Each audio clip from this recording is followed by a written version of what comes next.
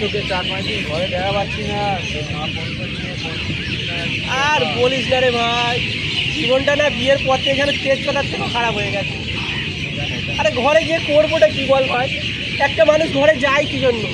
একটু শান্তির সাথে বসবে, হ্যাঁ, একটু আরাম করবে।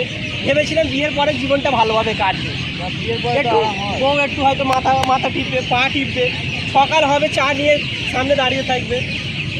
সে জায়গায় উল্টো হয়ে গেল ভাই। আরে ধর যেমন ঘরে ধরো মা কিছু একটা আনতে বললো, মায়ের জন্য আনলাম, বউর মুখটা ফুলে এত বড় হয়ে যাবে ভাই, এত বড়। এবার বউ তখন চারটিখানি আমার শোনাবে। এবার ধরো বউর কিছু লাগলো, এখানে কি বলতো, সেটা বউর তারে আনলাম, তখন মায়ের মুখটা ফুলে এত বড় হয়ে যাবে।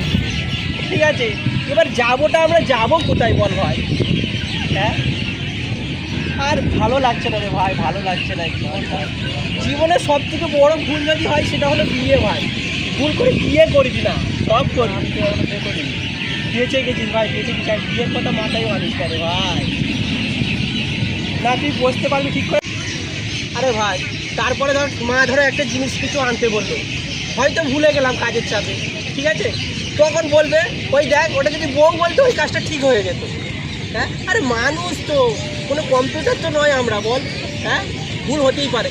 সেম ওই রকম বউ যদি কিছু আনতে বলে, যদি ভুলে যায়, তখন বলে ওটা যদি ওর মা বলতো সেটা ঠিক মনে থাকতো। হ্যাঁ, বল ভাই কোথায় যাবো ভাই?